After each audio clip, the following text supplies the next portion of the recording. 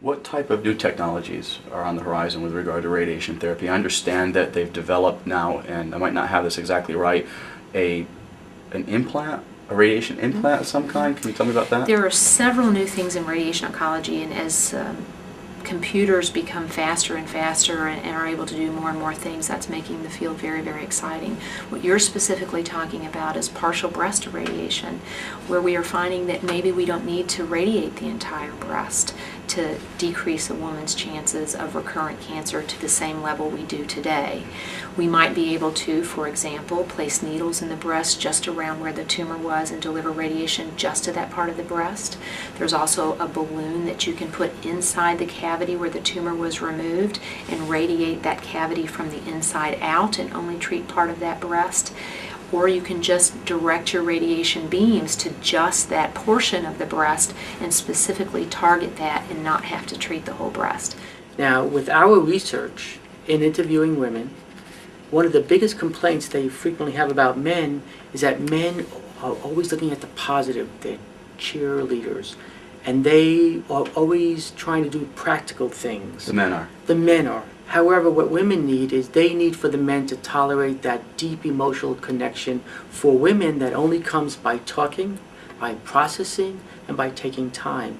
So for women, knowing that the men in their lives recognize that even though they're probably going to be cured, and the odds show that they at least need to express those deep emotional fears to feel connected.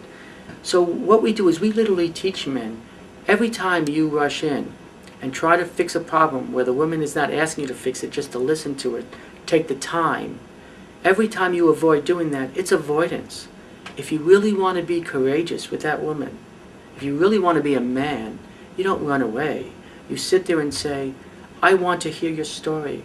And I know you're going to want to tell me this story more than once. But I'm going to sit here and listen because I want you to feel cared for and loved. The other part of the picture that's emerged as being particularly important in some cancer survivor groups is physical activity. Well, what do you recommend to somebody who's just physically and emotionally drawn out at the end of their rope? They're just exhausted from the whole process of having gone through cancer or currently going through cancer with the chemo and everything. They just, they get home at the end of the day and they don't want to work out. They're tired. What do they do?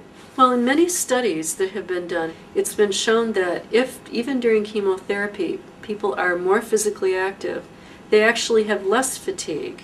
They actually feel better and have a better quality of life and are more likely to be able to see these biochemical changes that might be helpful. It does take effort, though. As I said, it takes some planning and encouragement from others, friends like you, who would be encouraging and proud of her rather than saying, well, maybe you should just take it easy at this point. The old way of thinking that just listen to your body and don't be active has turned out in scientific studies not to be very good advice.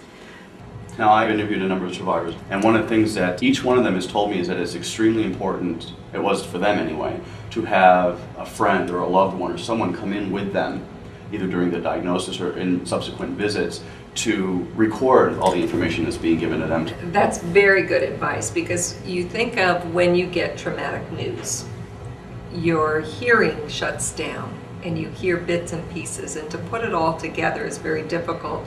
So it's very important to have someone there during those visits, those doctor visits, to both be hearing what's being said